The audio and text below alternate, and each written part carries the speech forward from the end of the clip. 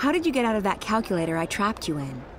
I had to learn advanced trigonometry. After that, it was as easy as multiplying the root of pi with the volume of my mathematical prison. Oh, that sounds pretty complicated. It took me 5 years, but I gained some important personal skills in the process. I even had time to write a book, so it was all for the best. You said something about being an author? I published one. I wrote my memoirs a few years ago. Farewell to My Wizarding Days by Roper F. Clacks. What's the F stand for? Nothing. It just looked better on the cover. Anyway, as it turned out, the first and only print run had a slight problem. A small charm made its way onto page 108. When readers got to that page, the book, as misfortune would have it, exploded. And you had nothing to do with that. Me? Absolutely not. I've been acquitted of all charges, and every single lawsuit has been dismissed in the magical court. I'm quite innocent. It does mean, however, that only one copy of Farewell to My Wizarding Days by Roper F. Clacks exists, and that would be mine. I've decharmed it, and page 108 is quite safe to read now, if you're interested. Not really, no.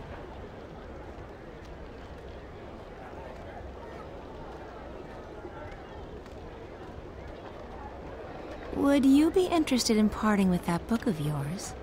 Oh, I don't know. It's the last remaining copy, you know. All the other copies spontaneously combusted. I'm aware of that, but I need something to get me passage on that shadow ship down in Shady Quay. You believe my book would help with that? Maybe. The Dark People collect books, and yours is quite unique. Isn't that so? It is. It is. Wouldn't you consider it an honor to have your first published novel become a part of the greatest library in Arcadia? I would. I would indeed. Wait, I have it right here. I carry it with me always. There you go. Treat it with care. Don't let it get wet. Don't feed it red meat. And for the love of the balance, do not hold it upside down when there's a full moon. Oh, never again shall I glance upon the top 10 reasons why you should not build a flying castle on page 42 and smile knowingly. But think about it. Thousands of people will get to enjoy your unique outlook on life. Your book will be part of something much, much greater. You're right. Of course, you're right. Go on, take it away, or I shall become emotional, and when a wizard weeps, the whole world weeps with him. Ah, the humanity, the humanity. Everything a wizard, witch, or warlock may require.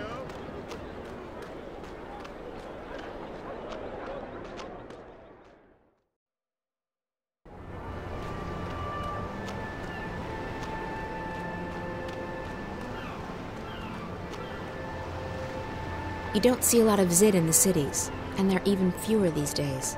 They prefer to stay in the mountains. The Asadi can do whatever they wish with me. I will never bow to their goddess.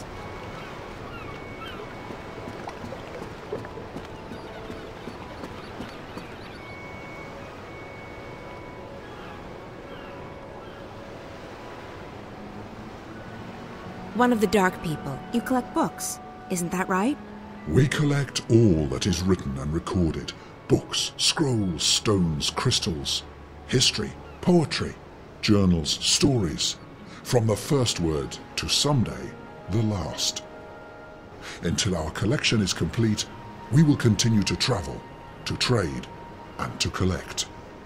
I guess the last existing copy of a rare book would be pretty important to you. It would be, unless we already possess it. You don't. Not this one. Farewell to My Wizarding Days by Roper F. Clacks. I will speak with my brothers at the library. This is a book we do not have. We need it for our library. Will you part with it? For a price. I need to get to your city. Show me the book so that I can see for myself.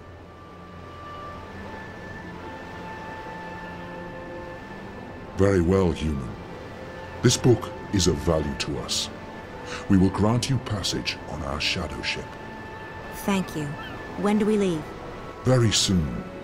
We await only the last deliveries from our suppliers. Step aboard.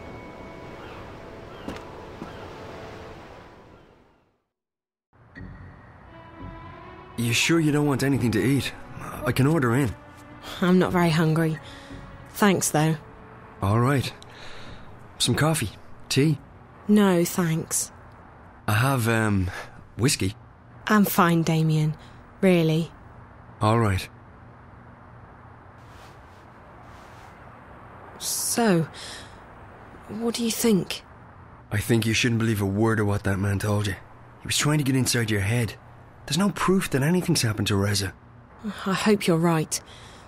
If I've come this far and it turns out Reza's... Stop it. There's nothing to be gained from imagining the worst. He must be very important to you. Reza, I mean. He is. Reza was my best friend for so long, and I was totally in love with him. When that feeling went away, I don't love him any less, but it's different now. I don't know what's going on with me. I've lost faith. Not just in him, in everything. School, my friends, my hobbies, my future, Reza. Nothing seems to matter that much anymore. And that's why, when Reza went missing, I knew I had to go after him. Not just because he's my friend, and not just because I love him, but because if I didn't, then who would I be? What would I be? I may not like the Zoe I'm turning into, but I would have hated the Zoe who just abandoned her best friend like that. So, yes, he's very important to me. Of course. And right now, more than anything in the world, I want him to be okay. So, that man. The one in the garden. He acted like he's behind the whole thing.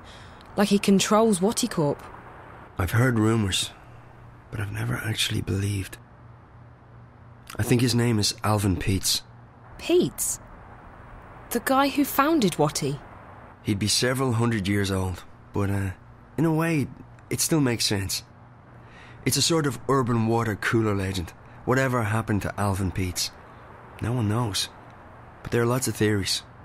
Some say they've heard he's been kept alive by machines, and that he still controls Watticorp. It's the kind of thing you have a good laugh at. He wasn't just hooked up to a machine, Damien. He looked like he was a machine. At least partly so. And he was just... evil. Sad, pathetic and hateful. He claimed that we were stealing his senses. I think he was actually afraid of me. From what you told me earlier, it sounds like he's completely dependent on the wire. The static must be scaring the hell out of him. If he needs the wire to see and hear, he's completely lost without it. I just don't feel safe anymore. He knew who I was. He's been inside Reza's dreams. He has spies everywhere. Cameras, bots. Don't worry, Zoe. He won't find you here, I promise. I'll check around tomorrow, see if I can dig up any information on Peets. You must be tired. I'm keeping you up. I'm sorry. I'm just... Yeah, I am quite tired. I guess I should find a hotel and figure out what to do next. Thanks for the clothes, Damien. Hey, no, there's no need to find a hotel. You can stay here. I mean, if you're comfortable with that, I can sleep on the floor. Oh, you really don't have to. I know, but you've been through a lot, and you're helping me out, so the least I can do is let you sleep in my bed. That didn't come out right. You know what I mean. Thanks, Damien. If you're okay with me staying here, I will. Okay, so, let me get the bed ready for you. That's okay. I can... Yeah. Well, I guess you can give me a hand. Okay. Yes. Great. By the way, if I'm gone when you wake up tomorrow, don't be alarmed. I have to be at the office quite early. That's okay. I'll be fine. I'll just stay here. Good. Let me find you a sheet and a cover.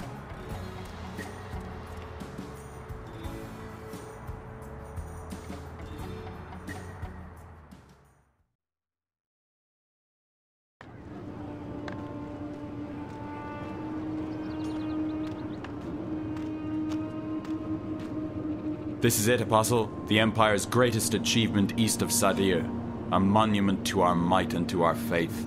Even in Sadir, there is nothing that can compare to this. Why was it built so tall? You're asking the wrong man. I don't question the infinite wisdom of the Six.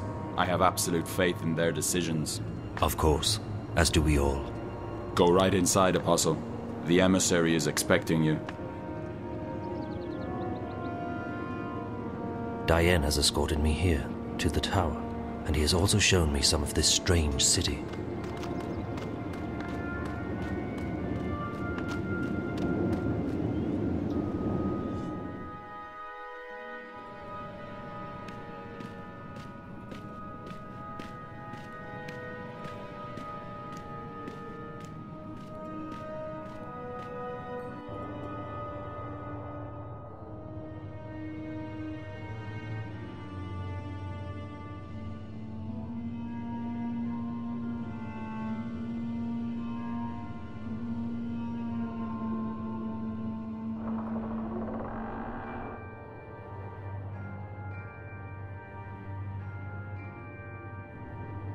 Apostle Alvane, welcome to Mercuria.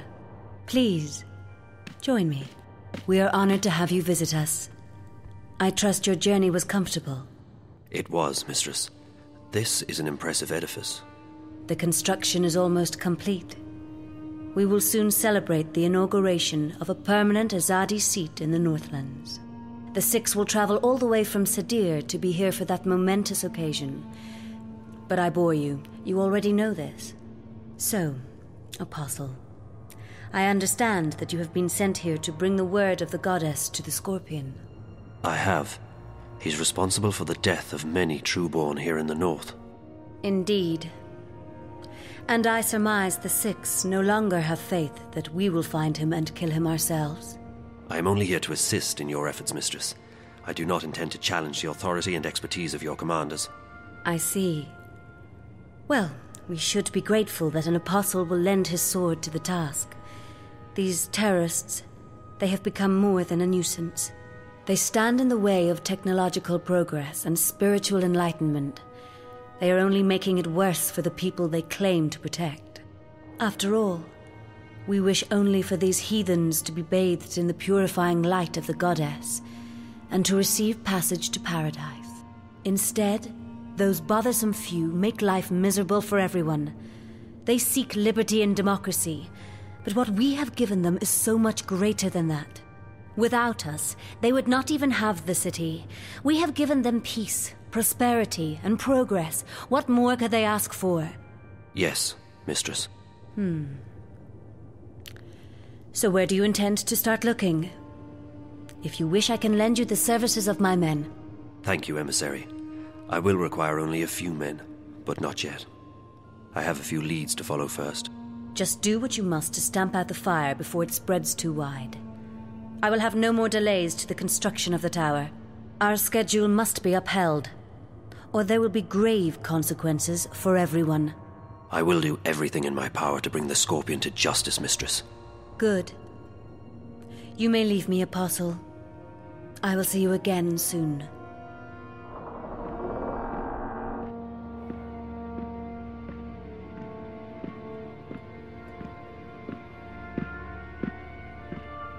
Commander Vamon. Apostle Alvane. What's brought you out of your sanctuary? A mission. A mission? I see. It must be quite a mission for the Council to have sent you all the way from Sadir. After all, it's not like we don't already have many fine officers and agents here in Mercuria. So, who do they want you to kill this time? Anyone I should know about? My mission is a matter of confidence between myself and the Emissary Commander. Don't insult me, Alvane. I have the emissary's ear and her utmost confidence. We're not in Sadir. Things are done differently here. Commander, Forgive me, mistress. Did I speak out of order? The Apostle is here at the behest of the Six. We would do well to treat him with respect. Of course. And he's most welcome to our little outpost of the Empire. He was just leaving. Thank you, Apostle. May the light of the goddess illuminate your path. Thank you, Emissary. Commander. Apostle. Mistress, you sent for me. What do you make of the Alvane? You served with him in Sadir, did you not? I did, mistress. Alvane is a brilliant swordsman and a loyal servant to the Six. Spare me your politics, Commander. We are alone. I don't trust him. He's risen through the ranks much too quickly. He has connections. Someone inside the Sixth Circle holds his hand. I believe so. His skill with the sword is better than adequate. But his standing in the court is unprecedented for a man of his caste. Yes.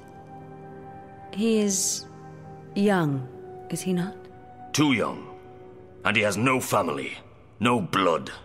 Ah. Now I see why you dislike him so much. My pardons, mistress. But his lineage is not all that I distrust.